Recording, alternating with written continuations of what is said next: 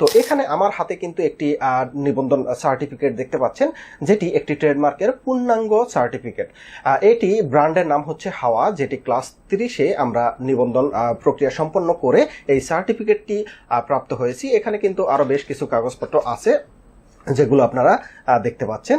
তো এখানে মূল ব্যাপারটি যেটি, এই যে ব্র্যান্ডের নিবন্ধন প্রক্রিয়া থেকে শুরু করে এই পূর্ণাঙ্গ সার্টিফিকেট প্রাপ্তি পর্যন্ত একজন উদ্যোক্তার কিন্তু বেশ প্রতীক্ষা কিংবা বেশ খরচ কিন্তু করতে হয়েছে, এবং এই খরচ বা এই সময় দেওয়ার পরবর্তীতে সে যা প্রাপ্ত হয়েছে এই ব্র্যান্ডের অর্থাৎ হাওয়া ব্র্যান্ডের মালিকানা সে প্রাপ্ত হয়েছে। এখন এই ব্র্যান্ডের মালিকানা প্রাপ্তির পর তার লাভটি কি?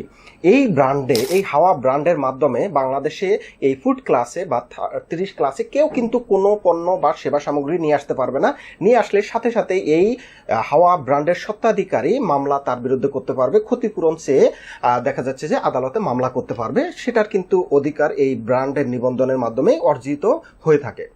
একই সাথে এই হাওয়া ব্র্যান্ডের মালিক যদি মনে করে যে আমি বিভিন্ন থার্ড পার্টি, বিভিন্ন প্রতিষ্ঠান বা বিভিন্ন দোকানদার তাদেরকে এই ব্র্যান্ড ব্যবহারের পণ্য বা সেবা সামগ্রী বা দোকানের নাম ইত্যাদি যেটি হোক না কেন সেটি ব্যবহারের অনুমতি দেব, তার বিপরীতে আমি তার কাছ থেকে কিছু রাজস্ব নেব বা কিছু মুনাফা নেব, সেটিও কিন্তু করতে পারবে, যেহেতু উনি বর্তমানে এই ট্রেডমার্ক নিবন্ধন প্রাপ্ত হয়েছে।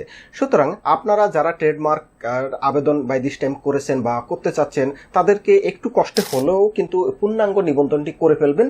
এটি কিন্তু একটি সম্পদ। আপনারা যেমন একটি জমি কিনেন, জমির পিছনে কিন্তু আপনারা খরচ করেন, সেটি এক সময় দেখা যাচ্ছে যে অনেক দামি হয়। ঠিক একইভাবে আপনি যখন একটি ট্রেডমার্কের, একটি ব্র্যান্ডের পিছনে আপনি যখন সময় দিবেন, সেটি কিন্তু আপনার সম্পদে রূপান্তরিত হবে এক সময়। এই শুধুমাত্র এই ব্র্যান্ড, এই যে হাওয়া ব্র্যান্ডটি এখানে দেখতে পাচ্ছেন, দেখা যাচ্ছে যে হয়তো বা অদূর ভবিষ্যতে 10 বছর পরে বা 15 বছর পরে এই শুধুমাত্র ব্র্যান্ডটির ভ্যালুই হবে কয়েক কোটি টাকা।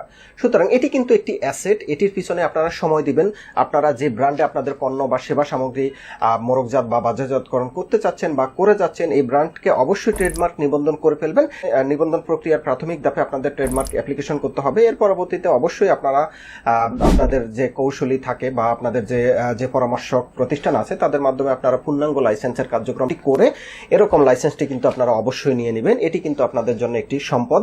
রাষ্ট্র আপনাদেরকে এই সম্পদের মালিকানা দিয়েছে, এই ব্যক্তিকে এই হাওয়া ব্র্যান্ডের মালিকানা রাষ্ট্র প্রদান করেছে, এবং এই হাওয়া ব্র্যান্ডের মালিক কিন্তু উনি এর সমস্ত কিন্তু দেখভাল করতে পারবে, এবং চাইলে উনি এই ব্র্যান্ডটি দিয়ে ব্যবসা করতেও কিন্তু অনুমতি দিতে পারবে।